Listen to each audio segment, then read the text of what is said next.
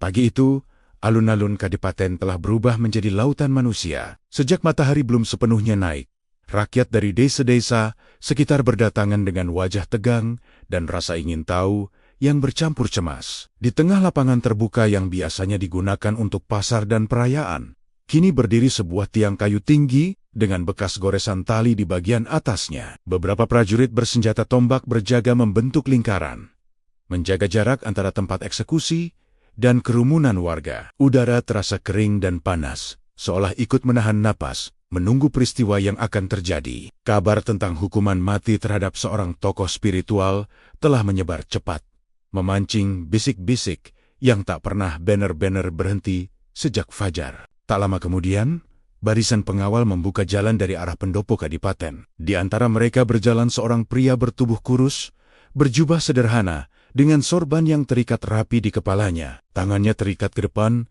namun langkahnya mantap dan tidak tergesa. Dialah Saridin, yang oleh banyak orang lebih dikenal sebagai Syekh Jangkung. Wajahnya tampak tenang, bahkan nyaris tanpa garis ketakutan. Matanya tidak menunduk, tetapi juga tidak menantang. Ia berjalan seolah menuju tempat biasa, bukan ke panggung kematian. Beberapa orang tua dalam kerumunan saling pandang, seakan sulit menerima bahwa sosok yang sering mereka dengar nasihatnya kini berdiri sebagai terhukum. Nama Saridin telah lama beredar di tengah masyarakat. Ia dikenal sebagai pengajar ilmu ma'rifat yang berbicara tentang kedekatan manusia dengan Tuhan tanpa perantara. Cara penyampaiannya seringkali tidak lazim, penuh perumpamaan yang sulit dipahami oleh mereka yang terbiasa dengan ajaran resmi istana. Bagi sebagian rakyat kecil, ucapannya terasa menenangkan dan membebaskan. Namun bagi sebagian pejabat dan ulama Kadipaten, ajarannya dianggap berbahaya karena bisa melemahkan tatanan yang sudah mapan. Ketika pengaruhnya semakin luas dan pengikutnya bertambah,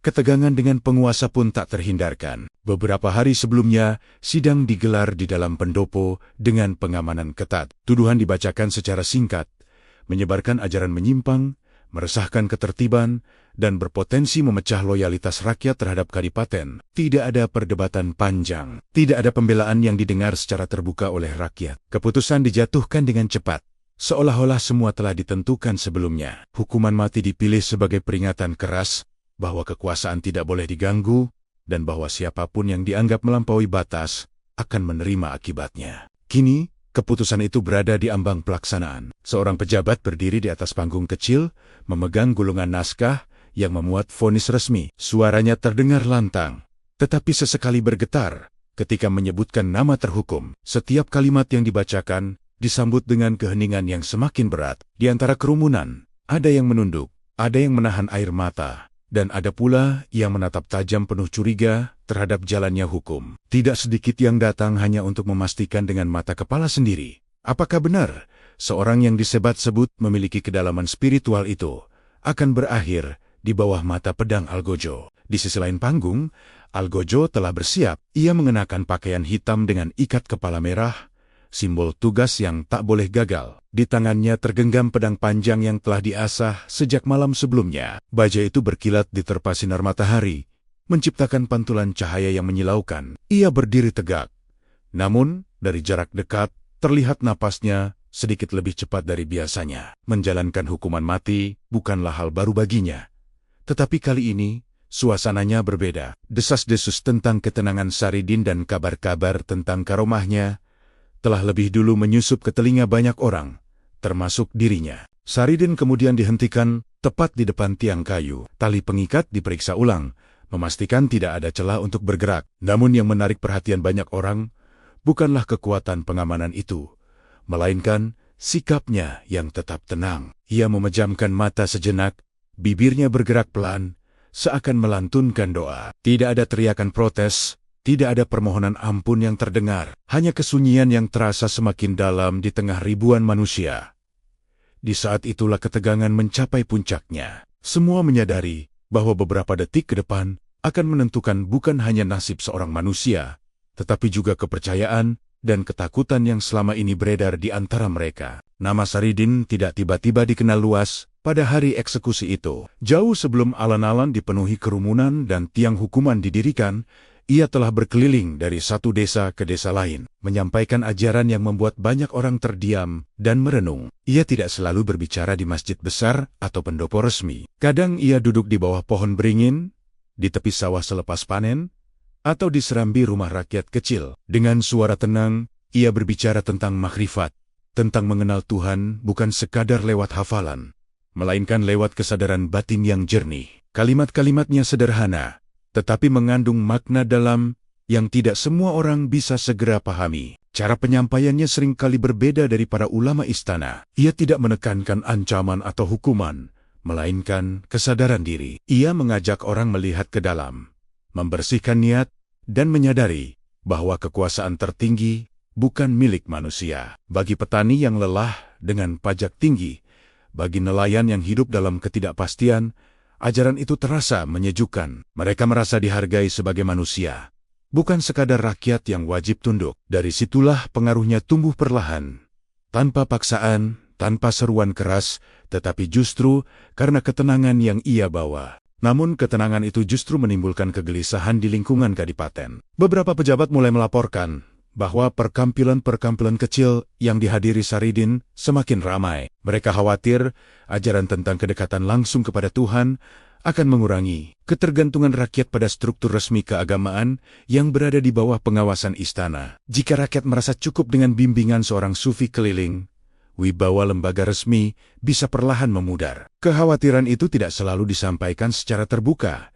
tetapi tersimpan dalam ropet-ropet tertutup yang semakin sering digelar. Sebagian ulama kadipaten mencoba berdialog dengannya. Dalam beberapa pertemuan, perdebatan berlangsung panjang. Saridin kerap menjawab pertanyaan dengan perumpamaan yang sulit ditangkap secara harfiah. Ia berbicara tentang laut dan gelombang, tentang cahaya dan cermin, tentang tubuh dan bayangan. Bagi mereka yang terbiasa dengan penjelasan tekstual dan aturan baku, jawaban seperti itu dianggap mengaburkan batas. Tuduhan bahwa ia menyebarkan ajaran menyimpang mulai muncul, meski tidak semua sepakat dengan label tersebut. Ada yang menilai ia hanya berbeda cara, bukan berbeda tujuan. Kabar tentang perbedaan pandangan itu menyebar cepat di kalangan rakyat. Justru karena dituduh, nama Saridin semakin sering disebut. Orang-orang yang sebelumnya hanya mendengar sepintas, kini menjadi penasaran. Mereka datang untuk melihat dan mendengar langsung. Setiap kali ia berbicara, tidak pernah ada ajakan memberontak atau menentang penguasa. Ia lebih sering menekankan tanggung jawab pribadi dan kejujuran hati. Namun dalam situasi politik yang sensitif, bahkan ajaran tentang kebebasan batin bisa ditafsirkan sebagai ancaman terhadap kekuasaan lahiriah. Ketegangan mencapai puncaknya ketika beberapa pengikutnya secara terbuka menyatakan bahwa kebenaran tidak selalu berada di balik singgasana. Kalimat itu terdengar sederhana, tetapi cukup untuk memicu kecurigaan besar. Pejabat kadipaten menilai pengaruh Saridin telah melampaui batas toleransi. Mereka tidak ingin menunggu hingga ajaran itu berkembang lebih jauh dan menimbulkan gelombang yang sulit dikendalikan. Maka keputusan untuk memanggil dan mengadilinya pun diambil, dengan alasan menjaga ketertiban dan stabilitas wilayah. Bagi Saridin sendiri, pemanggilan itu tidak disambut dengan perlawanan. Ia datang memenuhi panggilan tanpa membawa pengikut. Di hadapan para pejabat, ia tetap berbicara dengan tenang. Ia tidak menarik kembali ucapannya, tetapi juga tidak menyerang balik. Sikapnya yang tidak menunjukkan rasa takut justru memperkuat kesan bahwa ia tidak gentar menghadapi konsekuensi apapun. Di mata sebagian orang, itu adalah bukti keyakinan yang teguh. Di mata yang lain, itu adalah bentuk pembangkangan halus. Kini, setelah berdiri di alun-alun dengan tangan terikat, semua perjalanan ajaran dan perdebatan itu mencapai titik ujungnya. Tuduhan yang dulu hanya berupa bisikan telah berubah menjadi vonis resmi. Pengaruh yang dulu tumbuh perlahan kini dijadikan alasan untuk menghentikannya secara drastis. Namun di tengah situasi yang tampak pasti itu, masih tersisa satu pertanyaan yang menggantung di benak banyak orang.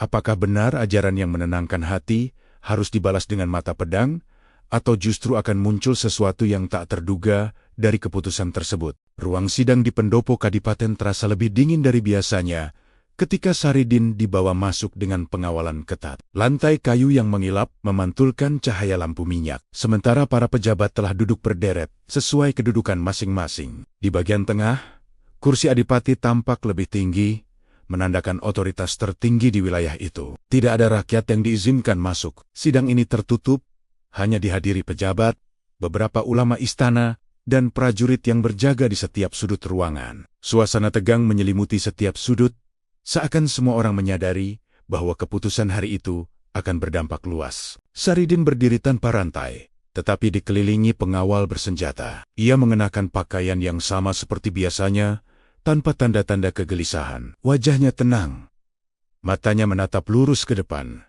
tidak mencari pembelaan, dan tidak pula menunjukkan perlawanan. Ketika namanya disebut, ia melangkah satu langkah ke depan. Tuduhan dibacakan satu persatu, menyebarkan ajaran yang dianggap menyimpang, meresahkan ketertiban masyarakat, serta berpotensi melemahkan kewibawaan kadipaten. Setiap kalimat diucapkan dengan nada resmi dan tegas, seolah sudah tidak memberi ruang untuk bantahan. Beberapa ulama istana diberi kesempatan menyampaikan pandangan. Mereka menyoroti penggunaan istilah-istilah makrifat yang dinilai terlalu bebas dan sulit dikontrol. Ada kekhawatiran bahwa pemahaman yang tidak terarah dapat membuat rakyat salah tafsir.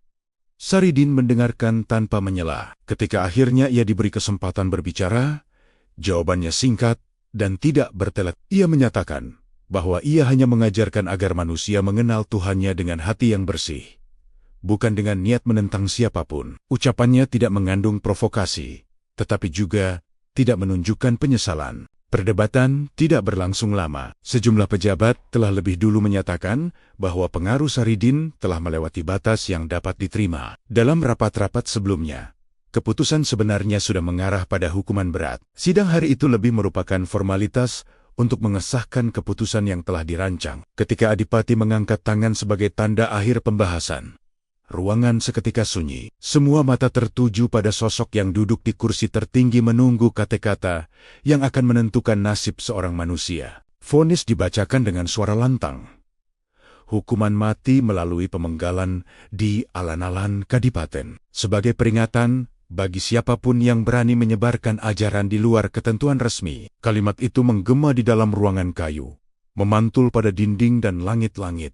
Tidak ada teriakan, tidak ada tangisan, hanya keheningan yang terasa berat. Beberapa pejabat menunduk, sebagian lain menatap Saridin untuk melihat reaksinya. Namun yang terlihat justru ketenangan yang sama seperti saat ia pertama kali masuk ruangan. Saridin tidak memohon ampun dan tidak pula menyalahkan siapapun. Ia hanya menarik napas panjang, lalu menundukkan kepala sejenak. Gerakan itu sederhana, tetapi mengandung penerimaan yang sulit dijelaskan. Bagi sebagian orang, sikap tersebut dianggap sebagai tanda kepasrahan total kepada kehendak Tuhan.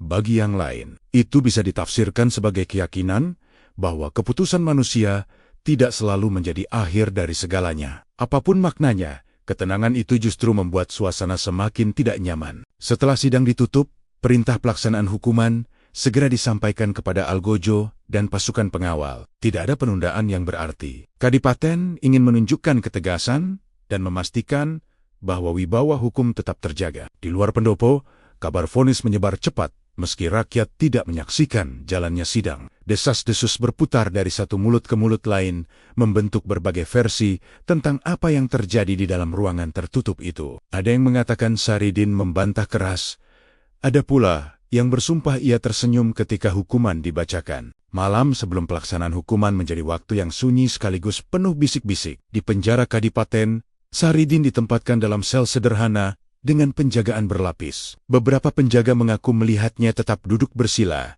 melantunkan doa tanpa henti.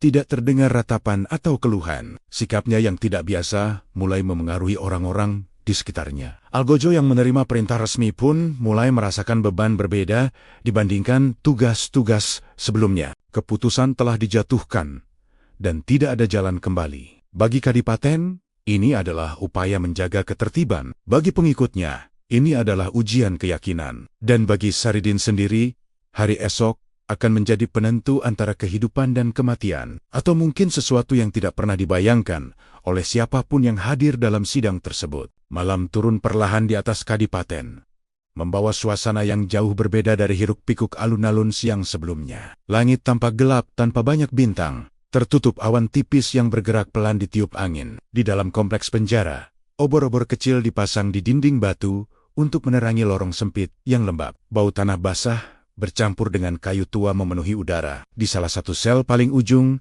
Saridin duduk bersila dengan punggung tegak, Kedua tangan terletak di atas lututnya. Rantai besi menggantung di pintu sel, tetapi tidak membelenggu tubuhnya. Keheningan malam hanya dipecah oleh suara langkah penjaga yang sesekali melintas. Sejak sore, beberapa penjaga memperhatikan sikapnya yang tidak biasa. Tidak ada raut cemas, tidak ada gelisah yang terlihat. Ia tidak berusaha berbicara panjang dengan siapapun. Ketika makanan sederhana diletakkan di depan sel, ia mengucap terima kasih dengan suara pelan, lalu kembali memejamkan mata. Bibirnya bergerak perlahan, melantunkan zikir yang terdengar samar namun teratur. Irama suaranya tenang, seperti aliran sungai kecil yang tidak tergesa. Bagi para penjaga yang terbiasa melihat terpidana menangis atau memohon, ketenangan itu terasa ganjil. Kabar tentang zikir sepanjang malam segera menyebar di antara prajurit yang bertugas. Ada yang mengatakan ia tidak tidur sama sekali. Ada pula yang mengaku melihat cahaya obor di sekitar selnya berkedip, tidak seperti biasa. Meski tidak ada angin kencang di lorong. Cerita-cerita kecil itu mungkin lahir dari imajinasi yang dipicu rasa takut, namun cukup untuk membentuk suasana berbeda. Nama Saridin kembali disebat-sebat. Kali ini bukan sebagai terdakwa, melainkan sebagai sosok yang diyakini memiliki kekuatan batin yang sulit dijelaskan. Di sudut lain kompleks penjara, Algojo Utama duduk sendirian di ruang penyimpanan senjata. Di depannya terletak pedang panjang yang akan digunakan keesokan hari. Baja itu telah diasah hingga mengilap. Permukaannya memantulkan cahaya obor dengan tajam. Ia mengangkat pedang tersebut, mengamati mata bilahnya dengan saksama. Beberapa kali ia mengayunkannya ke arah batang kayu keras sebagai uji ketajaman. Kayu itu terbelah rapi tanpa perlawanan. Secara teknis tidak ada yang perlu diragukan. Namun, entah mengapa, hatinya tetap terasa berat. Desas-desus tentang kekebalan Saridin mulai mengusik pikirannya. Ia pernah mendengar kisah-kisah tentang orang-orang saleh yang selamat dari bahaya karena perlindungan ilahi. Sebagian cerita terdengar berlebihan. Tetapi malam itu, bayangan tersebut sulit diusir. Ia bukan orang yang mudah percaya pada hal-hal di luar nalar. Selama bertahan-tahan menjalankan tugas, pedangnya tidak pernah gagal. Namun tugas kali ini terasa berbeda.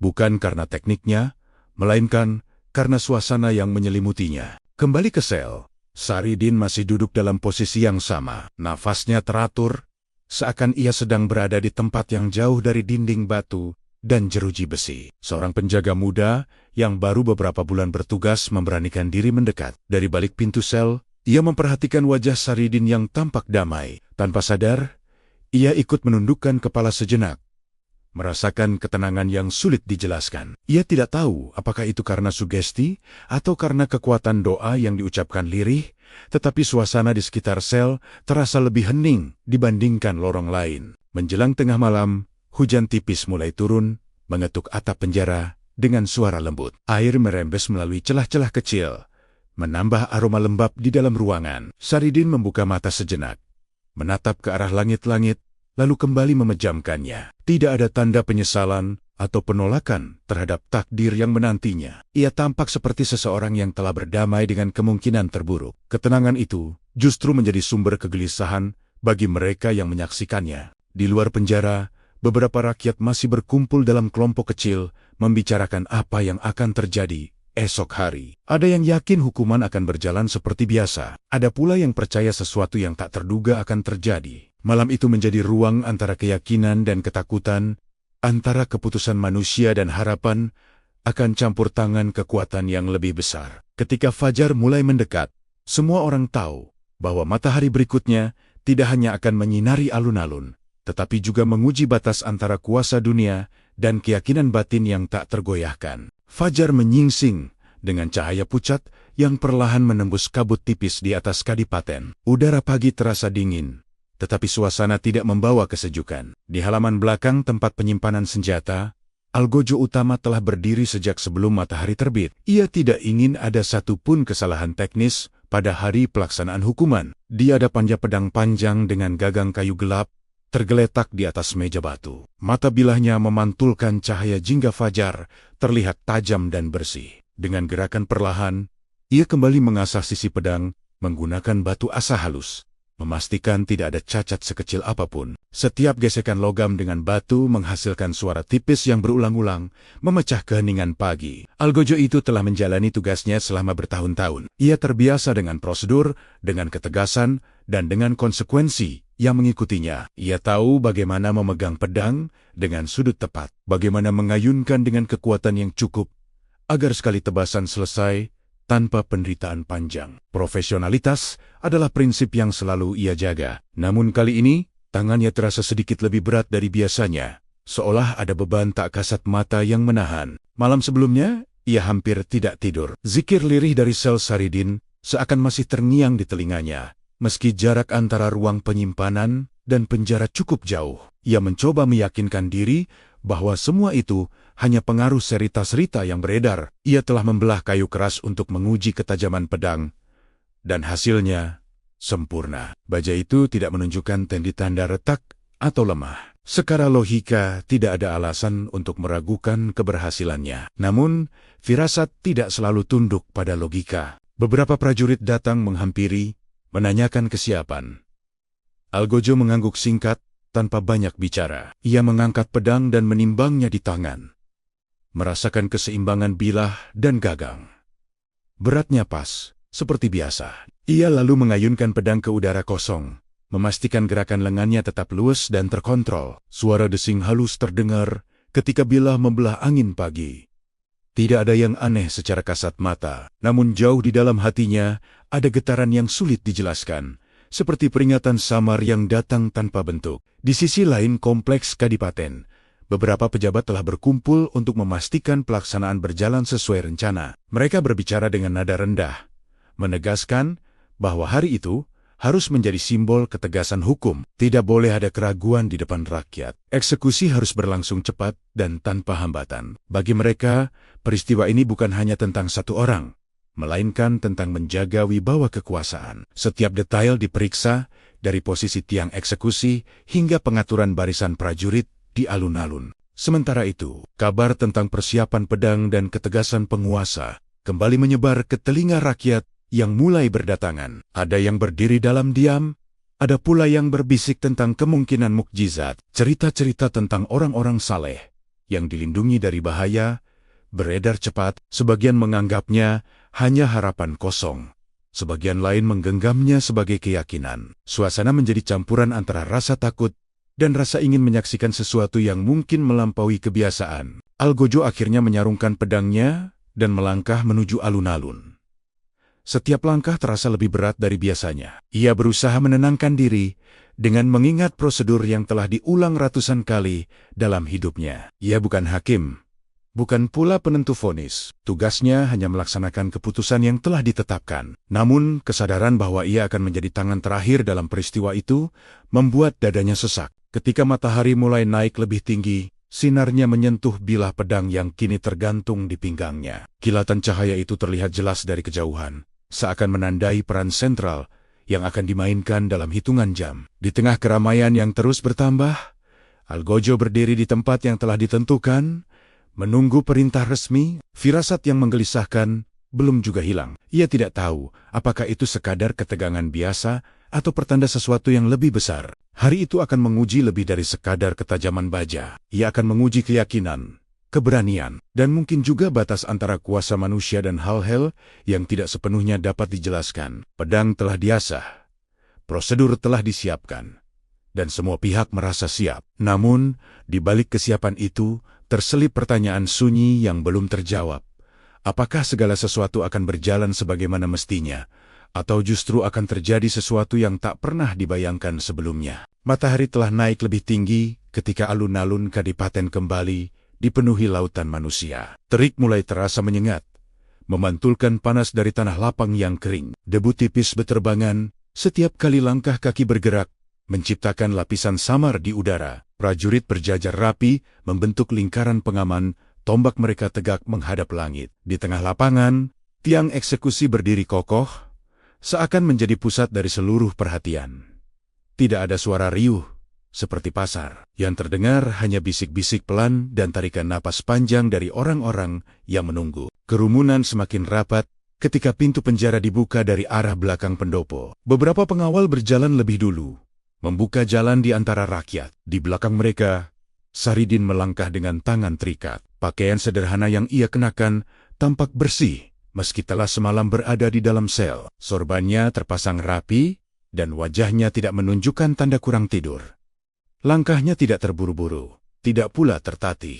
Ia berjalan seolah menuju tempat pertemuan biasa, bukan menuju ujung hidupnya, menurut keputusan Kadipaten. Beberapa orang dalam kerumunan menahan air mata. Ada yang menundukkan kepala, tidak sanggup menatap langsung. Namun ada pula yang menatap tanpa berkedip, ingin memastikan dengan mata sendiri bagaimana sikapnya menghadapi detik-detik terakhir. Ketika Saridin melewati barisan rakyat, tidak terdengar teriakan histeris atau upaya penyelamatan. Ketegangan yang ada justru membeku dalam diam.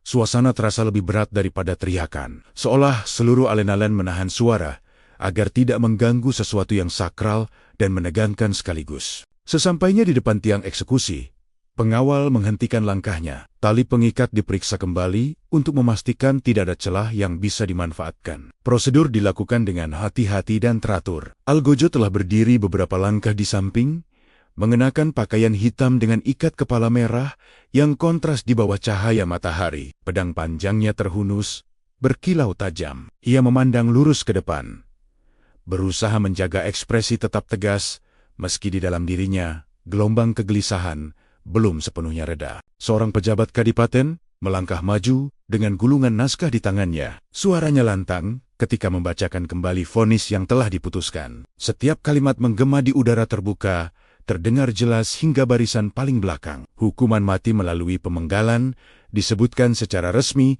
sebagai pelaksanaan keputusan hukum. Ketika pembacaan selesai, suasana menjadi sunyi. Bahkan, angin yang tadi berembus pelan seakan ikut berhenti. Saridin berdiri tegak di depan tiang. Ia memejamkan mata sejenak. Bibirnya bergerak perlahan. Tidak terdengar jelas apa yang ia ucapkan. Tetapi gerakan itu menunjukkan doa atau zikir yang terus ia lantunkan sejak malam sebelumnya. Wajahnya tetap tenang. Tidak ada permohonan pengampunan kepada penguasa, tidak ada perlawanan terhadap takdir yang ditetapkan. Keteguhan sikapnya membuat sebagian prajurit saling melirik, seolah mencari kepastian bahwa mereka tidak sedang menyaksikan sesuatu yang melampaui kewajaran. Algojo kemudian melangkah maju, berdiri tepat di belakangnya. Ia mengatur jarak, menempatkan kaki dengan posisi stabil. Tangannya menggenggam gagang pedang dengan erat, memastikan sudut ayunan akan tepat sasaran. Sinar matahari memantul dari bilah baja, menciptakan kilatan yang terlihat jelas dari kejauhan. Semua mata tertuju pada satu titik. Nafas ribuan orang seakan tertahan bersamaan. Detik-detik terasa melambat. Seekor burung melintas di atas alun-alun. Suaranya terdengar nyaring di tengah keheningan. Beberapa anak kecil yang dibawa orang tuanya dipeluk lebih erat. Wajah mereka disembunyikan dari pemandangan mengerikan yang akan terjadi. Di barisan depan, beberapa pria dewasa menggenggam tangan mereka sendiri dengan kuat, seakan menahan emosi yang tidak bisa diungkapkan. Perintah singkat terdengar dari pejabat yang memimpin pelaksanaan. Algojo mengangkat pedang tinggi-tinggi. Kedua tangannya kokoh menopang berat baja yang telah diasah sejak subuh. Cahaya matahari menyilaukan ketika bilah itu berada di puncak ayunan. Waktu terasa membeku dalam satu momen panjang yang tak berujung. Semua orang tahu bahwa dalam hitungan detik, ayunan itu akan menentukan akhir dari kisah yang telah mengguncang Kadipaten. Namun di balik kesiapan yang tampak sempurna itu, ada perasaan ganjil yang tak bisa dijelaskan. Ketenangan Saridin, firasat Algojo, dan bisik-bisik rakyat bertemu dalam satu titik yang sama. Dan ketika pedang mulai bergerak turun dengan kecepatan penuh, alun-alun menjadi saksi dari momen yang akan mengubah segalanya. Sebelum pedang benar-benar diayunkan, pejabat Kadipaten kembali melangkah ke depan, memastikan seluruh rangkaian berjalan sesuai tata aturan yang berlaku. Gulungan naskah dibuka sekali lagi, seolah untuk menegaskan bahwa apa yang akan terjadi bukanlah tindakan spontan, melainkan keputusan resmi yang telah melalui sidang dan pertimbangan. Suaranya terdengar tegas, meski ada getar tipis yang sulit disembunyikan. Ia menyebut nama Saridin lengkap dengan gelarnya, lalu mengulang tuduhan yang menjadi dasar hukuman. Setiap kata jatuh ke tanah lapang seperti batu kecil yang memicu gelombang sunyi di antara kerumunan. Rakyat yang berdiri di barisan depan dapat melihat wajah pejabat itu dengan jelas. Keringat mengalir di pelipisnya, bukan hanya karena terik matahari, tetapi juga karena tekanan situasi. Di sisi lain, para prajurit tetap menjaga posisi. Tombak mereka tidak bergeser sedikit pun. Ketegangan terasa seperti tali yang ditarik semakin kuat. Tidak ada suara bantahan dari Saridin. Ia berdiri dengan kepala sedikit menunduk, seakan mendengarkan bukan hanya suara manusia, tetapi juga sesuatu yang lebih dalam di dalam dirinya. Setelah pembacaan vonis selesai, pejabat itu menutup naskah dengan gerakan perlahan. Ia memandang ke arah Saridin dan memberi kesempatan terakhir untuk berbicara. Kesempatan itu bukan untuk membatalkan keputusan, melainkan sebagai formalitas terakhir sebelum pelaksanaan hukuman. Beberapa orang di antara kerumunan menahan napas, berharap ada kalimat yang bisa mengubah keadaan. Namun yang terdengar hanyalah suara lembut Saridin yang mengangkat wajahnya ke arah langit. Dengan nada tenang, ia mengatakan bahwa hidup dan mati berada di tangan Tuhan, bukan di tangan manusia. Ucapannya singkat, tidak berapi-api, tidak pula mengandung nada perlawanan. Ia tidak menyalahkan penguasa, tidak pula mengutuk keadaan. Kalimatnya terdengar seperti pernyataan keyakinan, bukan pembelaan. Bagi sebagian rakyat, kata-kata itu menembus lebih dalam daripada pidato panjang. Ketenangan dalam suaranya membuat suasana justru semakin hening. Beberapa orang mulai berbisik menyebut nama Tuhan. Ada pula yang memejamkan mata sejenak. Ucapan Saridin terasa seperti penegasan bahwa ia telah menerima apapun yang akan terjadi. Bagi para pejabat, pernyataan itu bisa ditafsirkan sebagai bentuk kepasrahan. Namun bagi mereka yang meyakini kedalaman spiritualnya, kalimat tersebut terdengar seperti keyakinan tak tergoyahkan bahwa keputusan manusia tidak selalu menjadi akhir dari segalanya. Algojo yang berdiri di belakangnya mendengar setiap kata dengan jelas.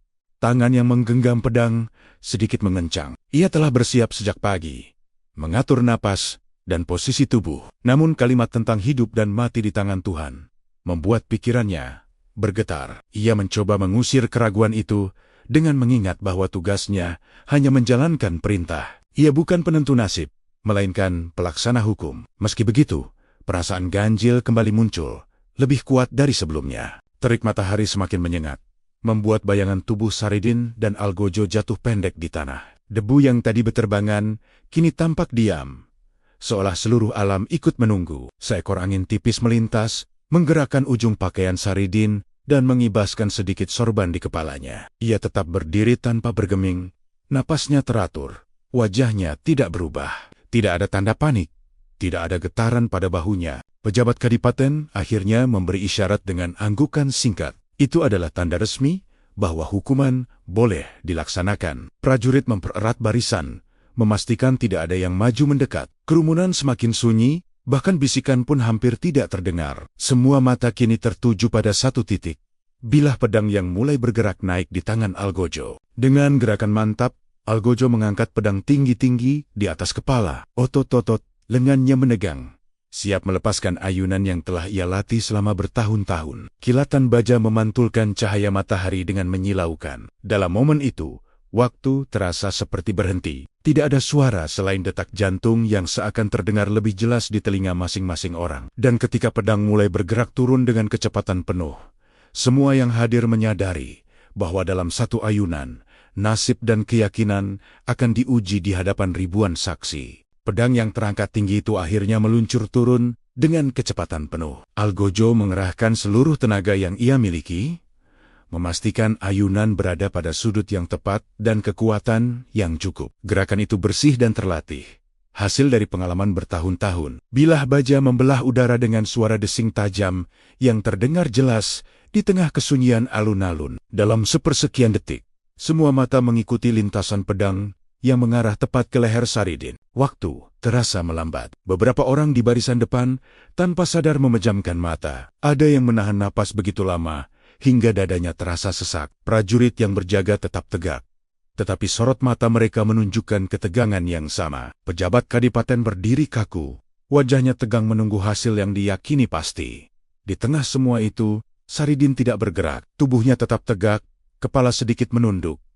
Bibirnya masih bergerak lirih melanjutkan doa yang tak terdengar jelas. Detik berikutnya, suara keras menggema di alun-alun. Bukan suara daging terbelah seperti yang dibayangkan banyak orang, melainkan suara benturan logam yang tajam dan mengejutkan. Dentuman itu diikuti bunyi retakan yang jelas terdengar hingga barisan paling belakang. Serpihan kecil berkilat terlempar ke tanah, memantulkan cahaya matahari sebelum akhirnya diam di atas debu. Kerumunan yang tadinya menahan napas kini terdiam dalam kebingungan yang lebih dalam. Algojo terhuyung setengah langkah ke belakang. Tangannya masih menggenggam gagang pedang, tetapi bagian bilah yang seharusnya menyatu, kini terpisah di tengah. Baja yang diasah dengan teliti sejak subuh itu patah menjadi dua. Ujung bilah jatuh beberapa langkah dari tiang eksekusi, meninggalkan sisa logam bergerigi di tangan sang Algojo. Ia menatap pedangnya dengan mata melebar, seolah tak percaya pada apa yang baru saja terjadi. Di hadapannya Saridin masih berdiri. Lehernya tidak menunjukkan luka, tidak ada darah yang mengalir. Ia tetap dalam posisi yang sama seperti sebelum ayunan dilepaskan. Hanya sorbannya yang sedikit bergeser oleh hembusan angin. Wajahnya tenang, bahkan tidak ada tanda terkejut. Bibirnya masih bergerak pelan, melanjutkan zikir yang tak pernah terputus. Pemandangan itu membuat beberapa orang di kerumunan mundur satu langkah, seakan menyaksikan sesuatu yang melampaui nalar. Bisik-bisik mulai terdengar, awalnya pelan lalu semakin jelas. Ada yang menyebut nama Tuhan dengan suara bergetar. Ada pula yang menatap langit, seolah mencari penjelasan di antara awan yang perlahan bergerak. Prajurit saling berpandangan, mempertanyakan apakah mereka baru saja menyaksikan kegagalan teknis atau peristiwa yang lebih besar. Pejabat kadipaten terlihat pucat, mencoba mempertahankan wibawa di tengah situasi yang tak terduga. Algojo memeriksa sisa bilah di tangannya. Retakan itu tidak terlihat sebelumnya. Baja yang semula utuh kini terbelah bersih di bagian tengah, seakan menerima tekanan dari dua arah sekaligus. Ia menunduk, mengambil serpihan pedang yang jatuh, lalu menatapnya dengan campuran bingung dan takut. Selama bertahan-tahan menjalankan tugas, belum pernah ia mengalami kejadian seperti ini. Pedang yang diuji pada kayu keras beberapa jam lalu kini hancur saat menyentuh leher seorang manusia. Ketegangan di alun-alun berubah bentuk. Jika sebelumnya semua menunggu akhir yang pasti, kini yang muncul adalah pertanyaan besar. Apakah ini sekadar kebetulan? Apakah baja itu memiliki cacat yang tak terlihat? Atau ada sesuatu yang tidak dapat dijelaskan oleh akal biasa? Rakyat mulai bergumam lebih keras, menyebut Saridin sebagai orang yang dilindungi. Beberapa di antara mereka bahkan meneteskan air mata, menganggap kejadian itu sebagai tanda. Saridin akhirnya membuka mata dan mengangkat wajahnya sedikit. Ia tidak berkata apa-apa. Tatapannya tenang menyapu kerumunan, lalu kembali mengarah ke depan. Ia tidak memanfaatkan momen itu untuk berteriak atau menuntut pembebasan. Sikapnya tetap sederhana, seolah apa yang terjadi bukanlah keajaiban, melainkan bagian dari ketentuan yang sudah ia terima sejak awal. Di tengah kebingungan itu, pejabat kadipaten segera memberi isyarat agar ketertiban dijaga. Prajurit diminta tetap pada posisi, dan kerumunan dilarang mendekat. Algojo berdiri terpaku beberapa saat sebelum akhirnya menarik napas panjang. Perintah belum dicabut, eksekusi belum dinyatakan gagal. Pedang patah memang mengejutkan, tetapi keputusan hukum masih berlaku. Di udara yang kini terasa lebih panas, semua menyadari bahwa peristiwa ini belum selesai. Jika satu ayunan gagal, mungkin akan ada ayunan berikutnya. Namun yang jelas, alun-alun kadipaten baru saja menyaksikan sesuatu yang tidak pernah terjadi sebelumnya, dan ketegangan yang tadinya lurus kini berubah menjadi pusaran pertanyaan yang semakin sulit dibendung. Suasana alun-alun belum sempat kembali stabil ketika pejabat kadipaten memberi isyarat tegas agar pelaksanaan hukuman dilanjutkan. Wajahnya menunjukkan keterkejutan yang masih tertahan, tetapi wibawa harus tetap dijaga di hadapan ribuan rakyat. Ia tidak bisa membiarkan satu kegagalan teknis mengubah keputusan resmi yang telah diumumkan. Prajurit segera bergerak lebih rapat membentuk lingkaran, mencegah kerumunan mendekat atau bereaksi berlebihan. Debu kembali terangkat oleh langkah-langkah tergesa, menambah kesan kacau di tengah panas yang semakin menyengat. Algojo utama masih berdiri memegang gagang pedang yang patah. Tangannya gemetar tipis, bukan karena lelah, melainkan karena ketidakpercayaan pada apa yang baru saja terjadi. Seorang prajurit mendekat dan menyerahkan pedang cadangan yang telah disiapkan sebagai antisipasi. Pedang itu lebih pendek, tetapi tetap berat dan tajam. Baja bilahnya tampak utuh tanpa cacat sedikit pun. Algojo menatapnya beberapa saat,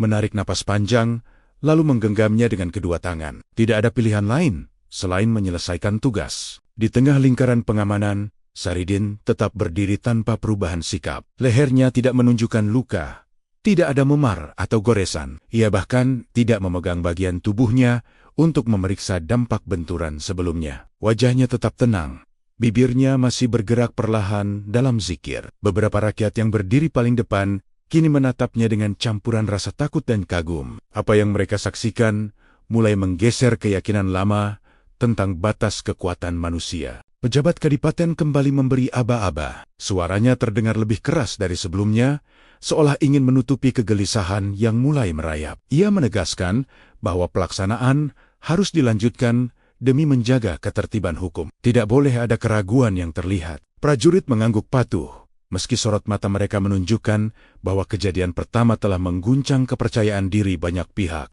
Algojo kedua yang sejak awal berdiri di barisan belakang sebagai cadangan, kini melangkah maju. Tubuhnya lebih besar, dengan lengan yang terlihat kuat. Ia menerima pedang baru itu dan memeriksanya sekilas. Ujung bilah disentuhkan ke tanah, memastikan keseimbangan dan ketajamannya. Tidak ada suara retak, tidak ada tanda kelemahan. Ia menatap Saridin sejenak, lalu mengalihkan pandangan ke titik sasaran, seperti yang diajarkan dalam pelatihan. Kerumunan kembali menahan napas. Jika sebelumnya ada yang memejamkan mata, kini hampir semua menatap tanpa berkedip. Mereka ingin memastikan apakah kejadian pertama adalah kebetulan atau tanda yang lebih besar. Matahari tepat berada di atas kepala, menciptakan bayangan pendek yang menempel di kaki masing-masing. Udara terasa lebih berat, seperti menjelang badai yang belum terlihat. Algojo kedua mengatur posisi kaki dan bahu, memastikan sudut ayunan sempurna. Tangannya menggenggam pedang dengan erat.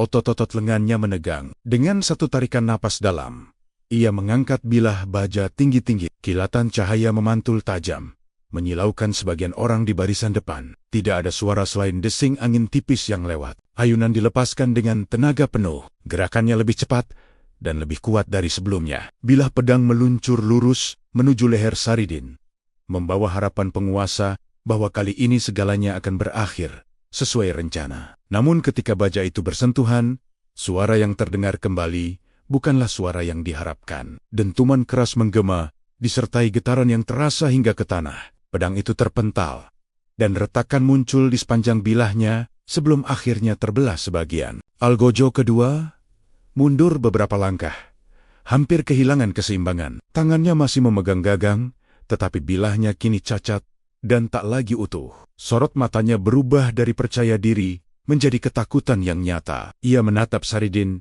yang tetap berdiri tanpa luka sedikit pun. Tidak ada darah, tidak ada tanda cedera. Bahkan sorban di kepalanya tidak bergeser kali ini. Kerumunan pecah dalam gumaman keras. Beberapa orang berseru menyebut nama Tuhan. Sebagian lainnya mundur dengan wajah pucat. Prajurit yang berjaga tampak ragu untuk melangkah lebih dekat. Pejabat kadipaten terdiam. Wajahnya memerah antara marah dan bingung. Dua pedang telah gagal, dan kegagalan itu terjadi di hadapan ribuan saksi. Saridin akhirnya membuka mata sepenuhnya. Ia menatap lurus ke depan, bukan dengan tatapan menantang, melainkan dengan ketenangan yang semakin sulit dipahami. Suasana alun-alun kini bukan lagi sekadar tempat pelaksanaan hukuman, melainkan arena kebingungan besar yang meruntuhkan kepastian. Dalam hitungan menit, wibawa hukum yang tampak kokoh mulai digoyang oleh dua bilah baja yang tak mampu menyelesaikan tugasnya. Dan di tengah kekacauan yang mulai membesar, pertanyaan tentang apa yang sebenarnya sedang terjadi semakin tak terelakkan. Dua pedang telah patah di hadapan ribuan pasang mata, dan alun-alun kadipaten tidak lagi sama seperti beberapa menit sebelumnya. Suasana yang semula penuh kepastian kini berubah menjadi pusaran kebingungan. Prajurit tetap berdiri membentuk lingkaran, tetapi sorot mata mereka tidak lagi setegas tadi. Beberapa di antara mereka menelan ludah,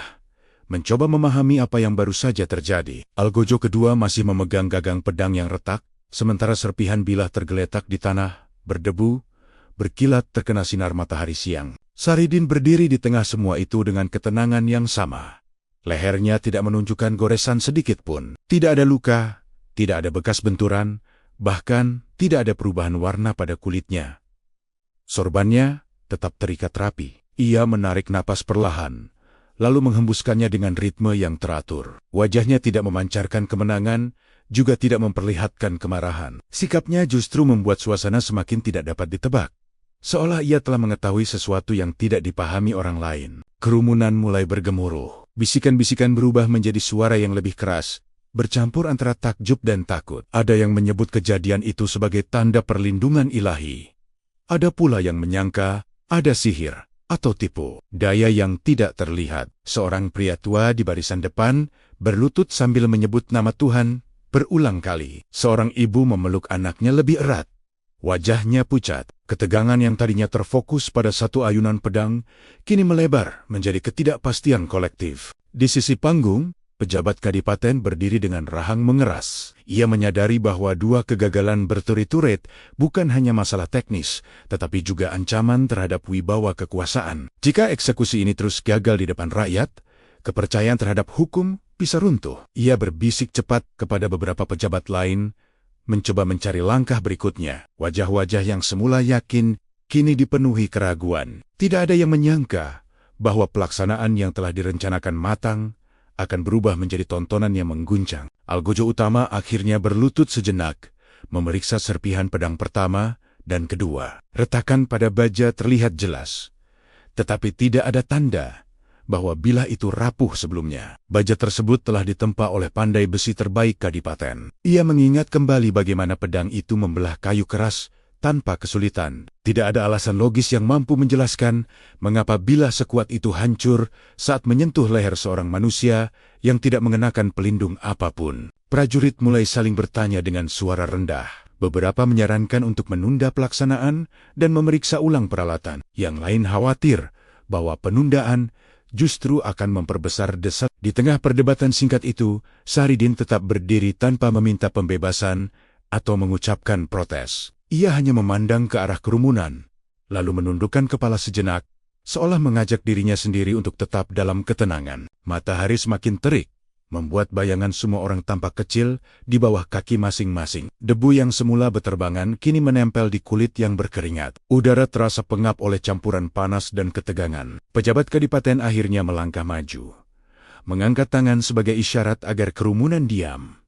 Butuh beberapa saat hingga suara gumaman mereda. Ia mencoba berbicara dengan nada tegas, menegaskan bahwa ketertiban harus dijaga dan keputusan hukum tetap berlaku. Namun kalimat-kalimatnya tidak lagi terdengar sekuat sebelumnya. Dua pedang yang patah telah meninggalkan jejak keraguan yang sulit dihapus. Di benak banyak orang, pertanyaan besar mulai tumbuh.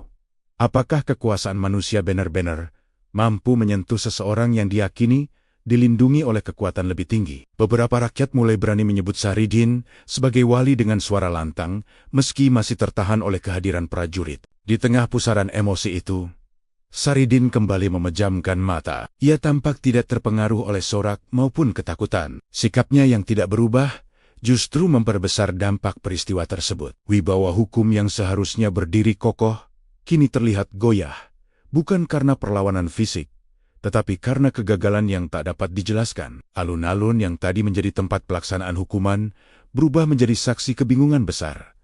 Dan setiap detik yang berlalu semakin memperdalam jurang antara keputusan manusia dan kenyataan yang terpampang di hadapan mereka. Setelah dua pedang patah berturut-turut, suasana alun-alun berubah drastis. Ketegangan yang sebelumnya terfokus pada satu titik kini menyebar seperti gelombang yang tak terkendali. Prajurit yang membentuk lingkaran pengaman mulai merasakan getaran di dalam barisan mereka sendiri. Beberapa dari mereka saling melirik dengan ragu, seolah mencari kepastian di wajah rekan di sampingnya. Tombak yang tadi berdiri tegak kini terasa lebih berat digenggam. Udara panas yang itu tidak hanya menyengat kulit, tetapi juga membakar kegelisahan yang semakin sulit ditutupi. Kerumunan rakyat tidak lagi sepenuhnya diam. Bisik-bisik berubah menjadi seruan yang lebih jelas. Nama Tuhan terdengar dari berbagai arah, bercampur dengan suara orang-orang yang menyebut Saridin sebagai orang pilihan. Ada yang bersumpah bahwa mereka melihat cahaya samar saat pedang menyentuh lehernya. Ada pula yang meyakini bahwa baja itu hancur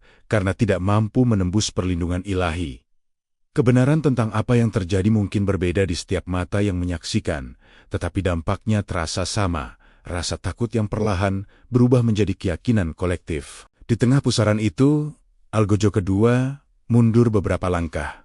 Wajahnya pucat, tangannya masih menggenggam gagang pedang yang retak, tetapi kepercayaan dirinya runtuh. Ia bukan hanya gagal menyelesaikan tugas, tetapi juga menjadi saksi langsung sesuatu yang tidak bisa ia pahami. Ia mencoba berbicara kepada pejabat kadipaten, menjelaskan bahwa ayunan telah dilakukan dengan kekuatan penuh dan sudut yang tepat.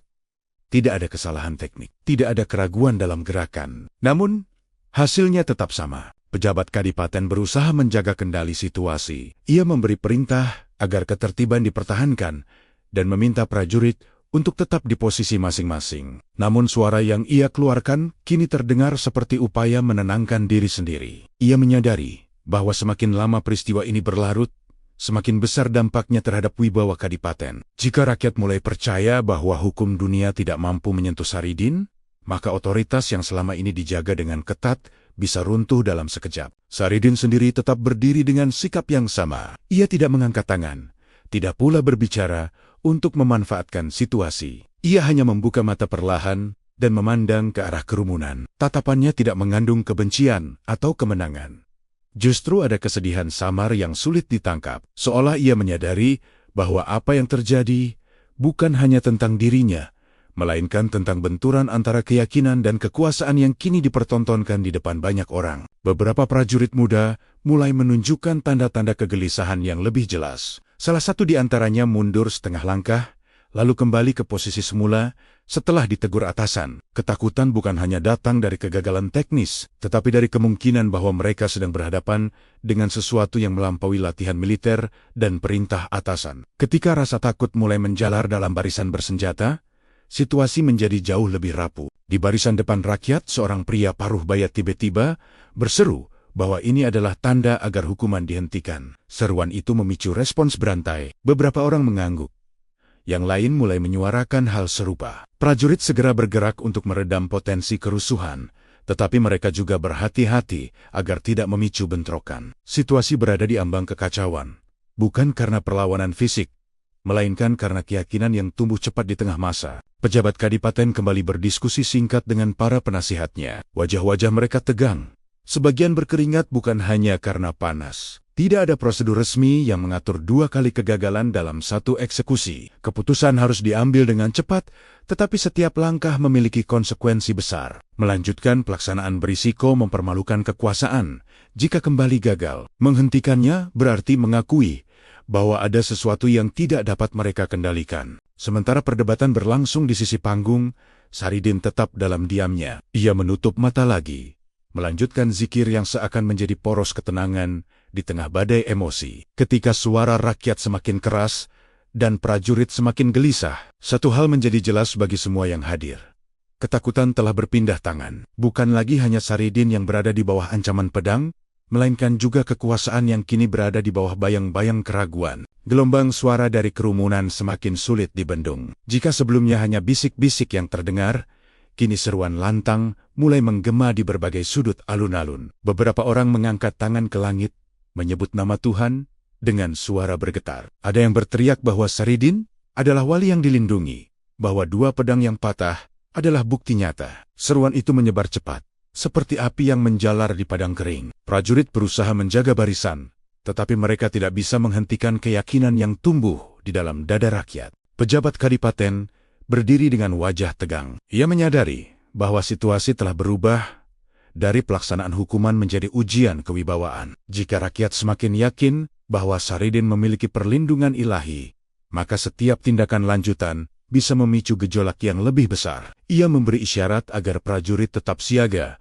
tetapi tidak menggunakan kekerasan. Satu kesalahan langkah dapat mengubah alun-alun menjadi lautan kerusuhan. Dalam benaknya, perhitungan demi perhitungan berjalan cepat, mencari jalan keluar yang tidak mempermalukan kekuasaan. Di tengah suara yang semakin keras, Saridin tetap berdiri tanpa perubahan sikap. Ia membuka mata perlahan dan memandang ke arah rakyat yang memanggil namanya. Tidak ada isyarat agar mereka berhenti, tidak pula ajakan untuk melawan. Tatapannya justru tampak memohon ketenangan. Ia kemudian menundukkan kepala, seolah menyerahkan segala sesuatu kepada kehendak yang lebih tinggi. Sikapnya yang tidak memprovokasi membuat sebagian rakyat semakin yakin bahwa ia bukan sekadar manusia biasa. Algojo dan para prajurit mulai merasakan tekanan dari 2 arah.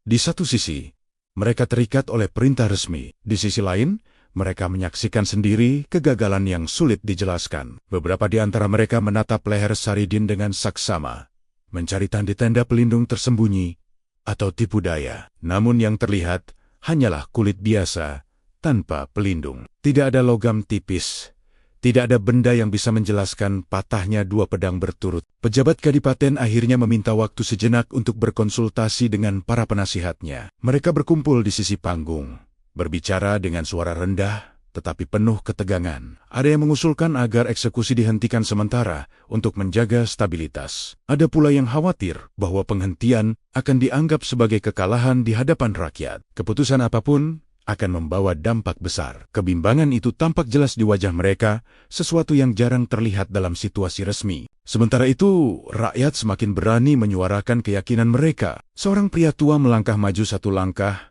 sebelum ditahan prajurit, lalu berseru bahwa keajaiban telah terjadi di depan mata mereka. Beberapa orang mengangguk setuju, yang lain meneteskan air mata haru. Ada perasaan bahwa mereka sedang menyaksikan peristiwa yang akan dikenang lama. Ketakutan yang semula menyelimuti mereka perlahan berubah menjadi keberanian yang tumbuh dari keyakinan. Matahari terus bergerak di atas kepala, membuat panas semakin menyengat. Namun tidak satu pun dari mereka yang beranjak pergi. Semua ingin melihat bagaimana akhir dari peristiwa yang tak terduga ini. Prajurit mulai terlihat lebih berhati-hati dalam setiap gerakan. Tidak ada yang ingin menjadi pemicu ledakan emosi di tengah kerumunan yang mulai bersatu dalam satu suara. Setelah beberapa saat berdiskusi, pejabat kadipaten kembali ke tengah panggung. Wajahnya masih tegang, tetapi kini ada keputusan yang harus disampaikan. Ia mengangkat tangan meminta keheningan.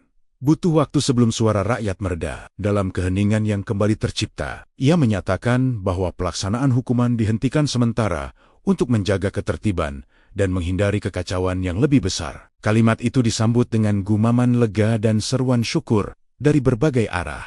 Keputusan tersebut bukan akhir dari segalanya, tetapi menjadi titik balik yang penting. Dua pedang yang patah telah mengubah arah peristiwa, dan kini penguasa harus menghadapi kenyataan bahwa wibawa tidak selalu bisa ditegakkan dengan baja. Di tengah alun-alun yang masih panas dan penuh debu, satu hal menjadi jelas bagi semua yang hadir. Benturan antara kuasa dunia dan keyakinan batin telah mencapai puncaknya, dan hasilnya tidak sepenuhnya berada di tangan manusia. Keputusan untuk menghentikan pelaksanaan hukuman menyebar cepat di seluruh alun-alun. Suasana yang sebelumnya dipenuhi ketegangan perlahan berubah menjadi gelombang kelegaan yang bercampur takjub. Beberapa rakyat langsung bersujud di tanah berdebu, menangis sambil mengangkat tangan ke langit. Yang lain saling berpelukan, seakan baru saja melewati ancaman besar. Prajurit tetap berdiri di tempat, tetapi wajah mereka tidak lagi sekaku sebelumnya. Mereka menyadari bahwa momen ini akan dikenang lama, bukan hanya oleh rakyat, tetapi juga oleh mereka yang bertugas menjaga ketertiban. Saridin masih berdiri di depan tiang eksekusi ketika tali pengikat di tangannya mulai dilepaskan. Seorang prajurit melangkah maju dengan hati-hati. Tangannya sedikit gemetar saat membuka simpul yang mengikat pergelangan. Tidak ada perlawanan. Tidak ada gerakan mendadak. Saridin menurunkan kedua tangannya perlahan setelah bebas, lalu mengusap bekas tali dengan gerakan ringan. Ia tidak menatap prajurit itu dengan kebencian atau sindiran. Tatapannya tetap tenang bahkan lembut, seolah memahami bahwa mereka hanya menjalankan perintah. Di sisi panggung, pejabat kadipaten berdiri dengan sorot mata yang sulit dibaca. Keputusan menghentikan eksekusi memang meredakan ketegangan, tetapi juga meninggalkan pertanyaan besar tentang langkah berikutnya. Ia sadar bahwa apa yang terjadi telah mengguncang wibawa kekuasaan. Dua pedang patah dan ribuan saksi bukanlah hal yang mudah dilupakan. Namun ia juga memahami bahwa memaksakan kelanjutan hukuman bisa memicu gejolak yang lebih luas. Dalam situasi seperti ini, menjaga stabilitas menjadi prioritas utama. Rakyat mulai menyebut nama Saridin dengan nada hormat.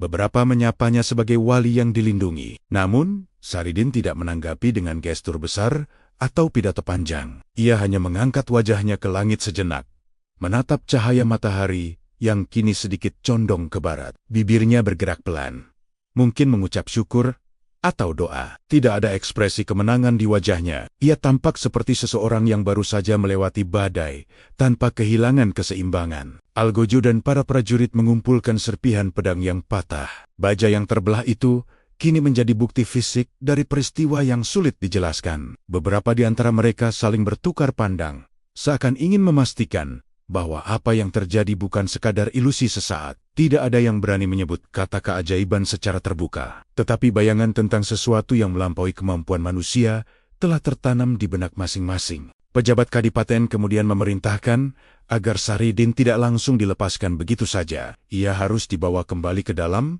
untuk dibicarakan nasibnya lebih lanjut. Keputusan ini diambil agar situasi tetap terkendali. Prajurit mengawal Saridin dengan jarak yang tidak terlalu ketat, seolah ada kehati-hatian baru dalam setiap langkah. Kerumunan rakyat memberi jalan dengan tertib.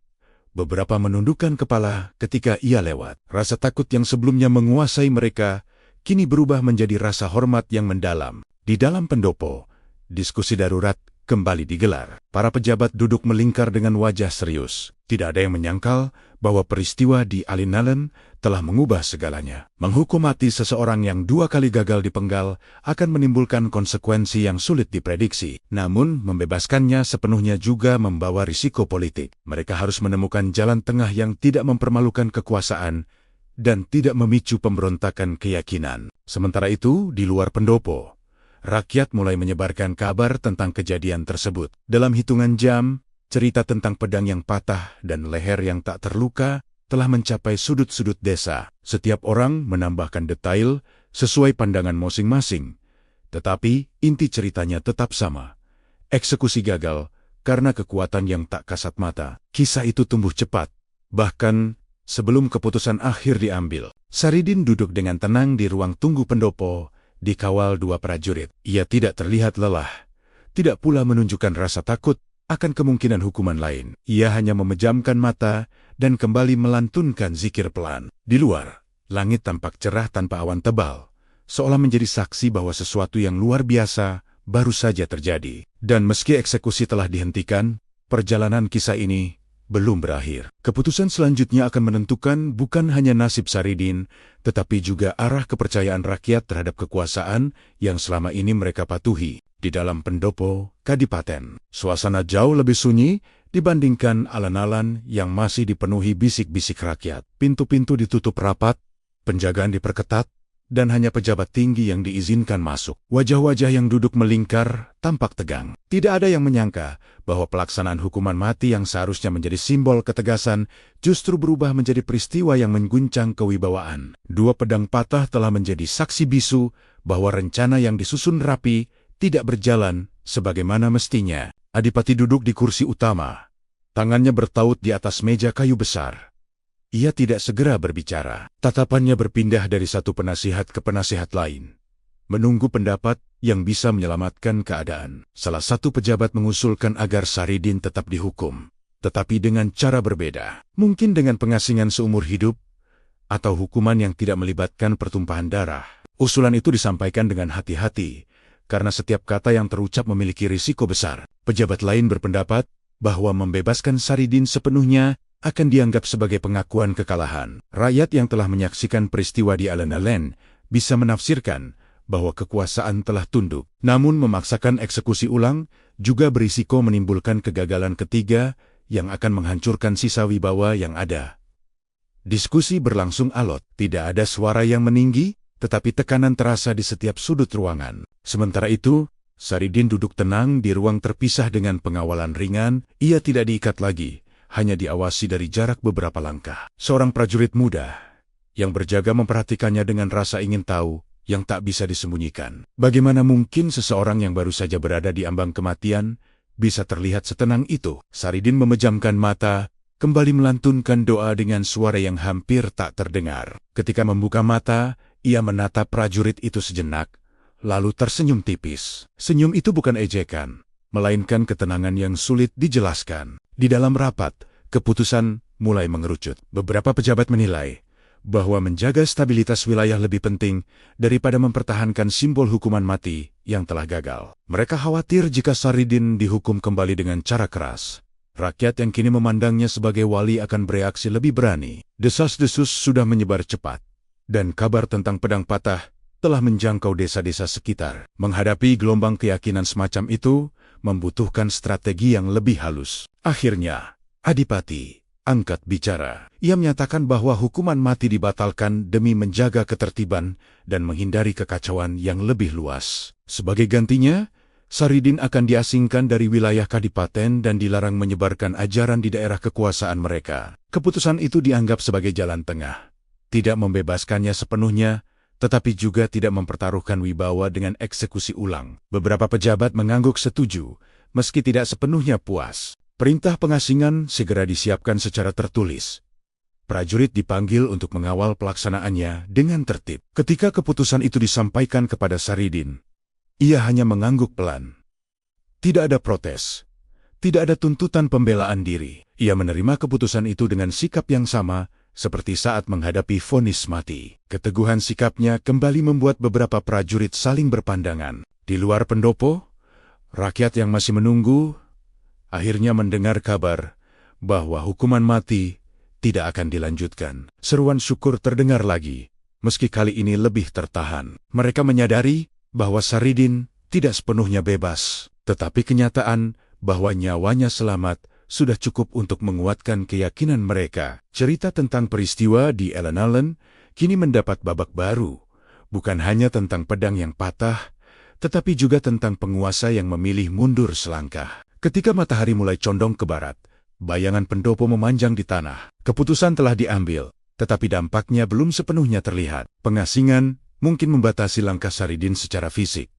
Namun, pengaruh peristiwa itu sudah melampaui batas wilayah kadipaten. Rapat darurat memang menutup satu bab, tetapi di luar sana, kisah tentang leher yang tak bisa dipotong terus tumbuh, membawa dampak yang tak lagi bisa sepenuhnya dikendalikan oleh kekuasaan. Keputusan pengasingan segera dilaksanakan sebelum matahari benar-benar tenggelam. Saridin dikawal keluar dari kompleks kadipaten dengan pengamanan yang tidak lagi seketat sebelumnya. Tangannya tidak diikat, langkahnya tidak dipaksa. Prajurit hanya berjalan di sisi kanan dan kirinya, menjaga jarak yang cukup. Rakyat yang masih bertahan di sekitar alun-alun memberi jalan ketika ia melintas. Beberapa menundukkan kepala sebagai tanda hormat.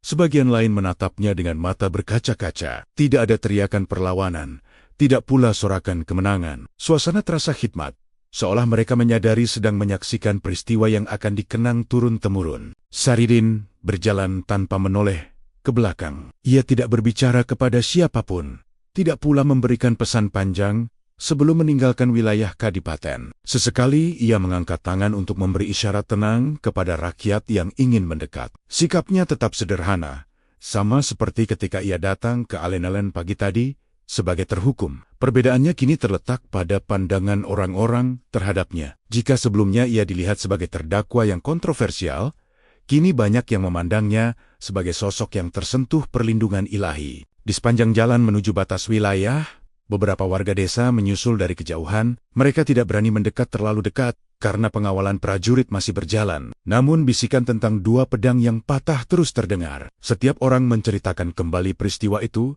dengan versinya masing-masing. Ada yang mengatakan baja itu hancur seperti kayu lapuk. Ada yang meyakini bahwa cahaya menyelimuti leher Saridin saat pedang menyentuhnya. Detailnya mungkin berubah, tetapi inti ceritanya tetap sama. Eksekusi gagal karena sesuatu yang tak bisa dijelaskan. Prajurit yang mengawal pun berjalan dalam diam. Beberapa di antara mereka sesekali melirik Saridin, mencoba memahami ketenangan yang tidak tergoyahkan itu. Mereka telah menyaksikan langsung peristiwa di alun-alun, dan bayangan pedang yang patah masih teringat jelas. Meski tugas mereka hanya memastikan pengasingan berjalan tertib, dalam hati masing-masing tumbuh pertanyaan yang sulit diabaikan. Apakah mereka baru saja melihat keajaiban, atau ada rahasia lain yang tersembunyi di balik kejadian itu? Ketika rombongan mencapai perbatasan wilayah kadipaten, pemimpin pengawal menyampaikan bahwa sejak saat itu, Saridin tidak diperkenankan kembali tanpa izin. Ucapannya disampaikan dengan nada resmi, namun tidak lagi keras seperti sebelumnya. Saridin mengangguk pelan, sebagai tanda mengerti. Ia kemudian melangkah melewati batas itu tanpa ragu. Beberapa rakyat yang mengikuti dari jauh berhenti di titik yang sama, menyaksikan sosoknya menjauh perlahan di jalan tanah yang membentang menuju desa-desa lain. Sore itu, kabar tentang peristiwa eksekusi yang gagal menyebar lebih cepat daripada rombongan pengasingan. Pedagang yang menyaksikan langsung segera menceritakan apa yang mereka lihat kepada setiap orang yang ditemui. Dalam waktu singkat, cerita tentang pedang yang patah dan leher yang tak terluka menjadi bahan pembicaraan di pasar, di sawah, bahkan di serambi rumah. Setiap pengulangan menambah warna baru, memperkuat kesan bahwa peristiwa tersebut bukan kejadian biasa. The C.C. lain. Pejabat kadipaten mulai menyadari bahwa keputusan pengasingan tidak serta-merta menghentikan pengaruh Saridin. Justru sebaliknya, cerita tentang kegagalan eksekusi memperluas namanya hingga melampaui batas wilayah kekuasaan mereka. Wibawa hukum mungkin berhasil dijaga sementara, tetapi keyakinan rakyat telah mengalami perubahan. Dua pedang patah kini menjadi simbol yang terus disebat-sebat, mengingatkan bahwa ada hal-hal yang tidak sepenuhnya tunduk pada kekuatan dunia. Saridin sendiri berjalan tanpa iring-iringan besar ketika memasuki wilayah baru. Ia tidak membangun panggung atau mengumumkan apa yang telah terjadi. Namun orang-orang yang mendengar kisahnya datang dengan sendirinya. Mereka ingin melihat langsung sosok yang disebat-sebat selamat dari mata pedang. Setiap tatapan yang tertuju padanya membawa harapan dan rasa ingin tahu. Malam mulai turun ketika ia berhenti di sebuah desa kecil untuk beristirahat. Di langit, bintang-bintang muncul satu persatu. Kisah yang terjadi di alun-alun Kadipaten kini telah melampaui peristiwa fisiknya. Ia berubah menjadi legenda yang hidup dari mulut ke mulut, tumbuh bersama imajinasi dan keyakinan. Pengasingan mungkin membatasi langkahnya secara resmi, tetapi peristiwa itu justru membuka babak baru yang lebih luas, di mana namanya terus disebut sebagai simbol dari benturan antara kekuasaan dan keyakinan yang tak mudah dipatahkan. Waktu berlalu, tetapi peristiwa di alun-alun Kadipaten tidak pernah benar-benar menghilang dari ingatan rakyat. Cerita tentang dua pedang yang patah dan leher yang tak terluka terus hidup, bahkan semakin kuat setiap kali diulang. Di pasar-pasar desa, para pedagang menceritakannya kepada pembeli. Di sawah, petani membahasnya saat beristirahat di bawah pohon. Di surau kecil, kisah itu diselipkan dalam percakapan setelah doa malam. Setiap orang memiliki versi masing-masing, tetapi inti ceritanya tetap sama. Kekuasaan dunia pernah diuji dan tidak sepenuhnya menang. Saridin melanjutkan hidupnya dalam pengasingan tanpa kemewahan atau panggung besar. Ia tetap berjalan dari desa ke desa, menyampaikan ajaran tentang kesadaran diri dan kedekatan kepada Tuhan dengan cara yang sama seperti sebelumnya. Tidak ada perubahan gaya, tidak ada upaya membesar-besarkan kejadian yang telah ia alami. Jika ada yang bertanya tentang peristiwa di Kadipaten, ia menjawab singkat dan tidak dramatis. Baginya, hidup dan mati tetap berada di tangan Tuhan, bukan di tangan manusia atau cerita yang berkembang. Namun bagi rakyat, kisah itu telah menjadi simbol. Pedang yang patah bukan sekadar kegagalan teknis, melainkan lambang bahwa ada batas pada kekuatan manusia. Beberapa orang mulai melihat Saridin sebagai wali yang diberi perlindungan khusus. Yang lain menganggapnya sebagai pelajaran bahwa keyakinan yang teguh tidak mudah dihancurkan. Cerita tersebut tumbuh menjadi legenda, melampaui fakta dan detail yang mungkin tak lagi bisa diverifikasi. Ia hidup dalam ingatan kolektif, diperkuat oleh rasa takjub dan kebutuhan akan makna. Di sisi lain, Kadipaten belajar dari peristiwa itu. Para pejabat menjadi lebih berhati-hati dalam menghadapi tokoh-tokoh spiritual yang berpengaruh. Mereka menyadari bahwa kekuasaan tidak selalu bisa ditegakkan hanya dengan hukuman keras. Wibawa tidak hanya dibangun melalui ketakutan, tetapi juga melalui kebijaksanaan dalam mengambil keputusan. Pengasingan Saridin mungkin meredakan situasi saat itu, tetapi dampak jangka panjangnya tetap terasa dalam cara penguasa memandang hubungan antara agama dan kekuasaan. Beberapa tahun kemudian, anak-anak yang dahulu menyaksikan peristiwa di alun-alun tumbuh menjadi orang dewasa yang mewariskan cerita tersebut kepada generasi berikutnya. Mereka mengingat bagaimana matahari siang menyilaukan ketika pedang diangkat tinggi. Mereka mengingat suara dentuman logam yang retak dan keheningan yang mengikuti. Detail-detail itu melekat dalam memori, membentuk gambaran yang terus hidup meski waktu terus berjalan. Legenda tentang Saridin tidak hanya berbicara tentang kekebalan fisik. Ia juga berbicara tentang keberanian menghadapi vonis tanpa ketakutan, tentang ketenangan di tengah ancaman, dan tentang keyakinan yang tidak goyah oleh tekanan. Dalam setiap pengulangan cerita, pesan itu menjadi semakin kuat, bukan semata-mata tentang mukjizat, tetapi tentang keteguhan hati yang membuat orang lain bertanya pada diri mereka sendiri. Langit yang dahulu menjadi saksi dua pedang patah, kini telah menyaksikan banyak musim berganti. Alun-alun Kadipaten kembali digunakan untuk upacara dan pasar seperti biasa. Tiang eksekusi mungkin telah diganti atau dipindahkan. Namun, bayangan peristiwa itu tetap melekat di tempat tersebut. Orang-orang yang melintasi lapangan itu kadang masih menoleh, seolah melihat kembali momen ketika baja hancur dan keheningan menggema. Saridin sendiri tidak pernah menuntut pengakuan atau gelar. Ia menjalani hari-harinya dengan kesederhanaan, membiarkan cerita berkembang tanpa campur tangan. Barangkali itulah yang membuat kisahnya bertahan. Ia tidak dipaksakan, tetapi tumbuh secara alami dalam ingatan rakyat. Benturan antara kuasa dunia dan keyakinan batin yang terjadi di alun-alun Kadipaten telah melahirkan legenda yang tak pernah benar-benar terpenggal. Dan hingga kini, ketika nama Saridin atau Syekh Jangkung disebut, orang-orang masih teringat pada satu momen ketika pedang Algojo patah dan leher seorang sufi tetap utuh. Sebuah kisah tentang batas kekuasaan, tentang keberanian dalam diam, dan tentang keyakinan yang tidak mudah dihancurkan oleh baja.